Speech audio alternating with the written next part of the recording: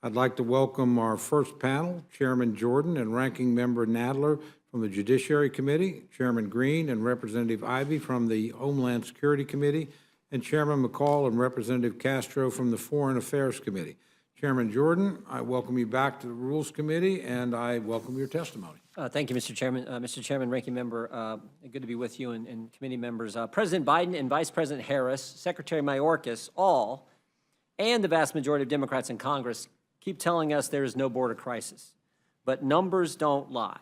And I know we get tired of hearing the numbers, but they do not lie. Since President Biden took office, there have been over 5 million illegal border crossers encountered by U.S. Customs and Border Protection along the southwest border. 5 million. Over 1.5 million illegal alien gotaways who successfully evaded capture in the 28 months that Joe Biden's been president, and nearly 2 million other illegal aliens released into the United States. Over 370,000 unaccompanied alien children encountered on our southwest border and placed with Health and Human Services, and at least, and this is unbelievable, and frankly, in response to the ranking member's comments, at least 85,000 of those kids have been lost by the Biden administration. We don't know where they're at.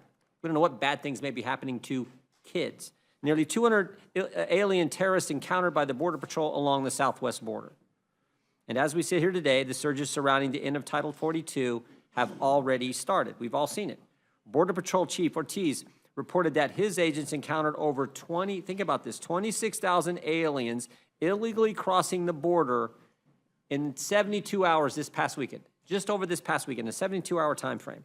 Last week, there were 55,000 illegal alien encounters, nearly 8,000 a day, and there is no end in sight. In fact, I would argue after Thursday, it will only get worse. According to the Border Patrol intelligence sources, around 700,000 migrants are waiting in Mexican shelters to come to the United States when Title 42 expires in 2 days. They will overrun our Border Patrol agents, they will overwhelm our resources, and they will overload our cities. By some estimates, 400,000 migrants will pass through Panama's Darien Gap, making their way effectively invited them in. This week, House Republicans will pass H.R. 2, the Secure Border Act, and make good on our promise to pass legislation to secure the border and protect our sovereignty. The Judiciary Committee's provisions of H.R. 2 stop the incentives to come to the United States.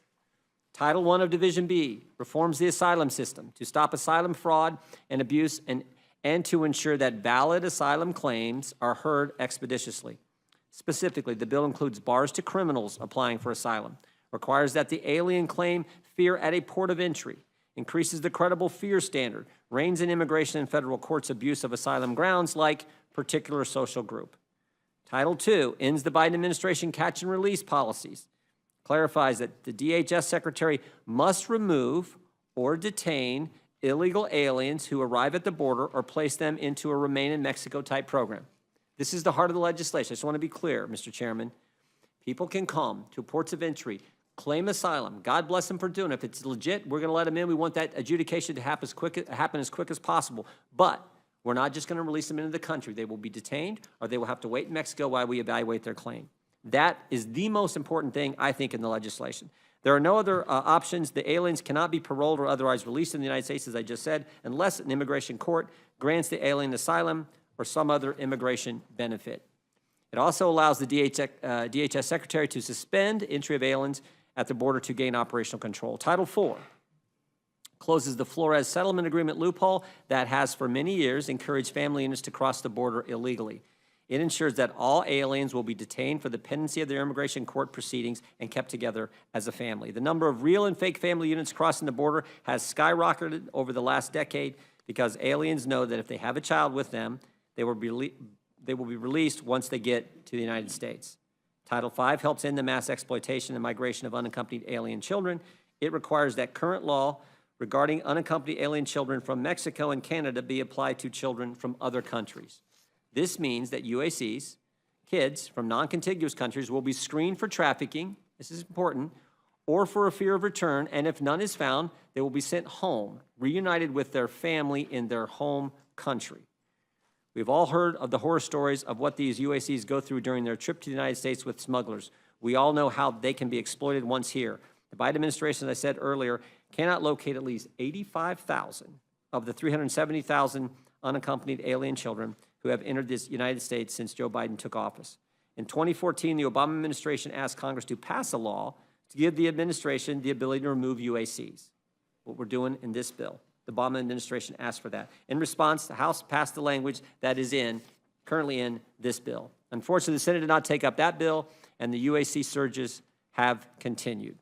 I think this element is critical too, dealing with these kids. And our ranking member, Mr. Chairman, talks about when a kid winds up on your doorstep, first thing you're gonna do is figure out where those kids' parents are, get that child back with their mom and dad. That's what our legislation seeks to do. Title VI puts visa overstay on par with illegal entry as a misdemeanor crime.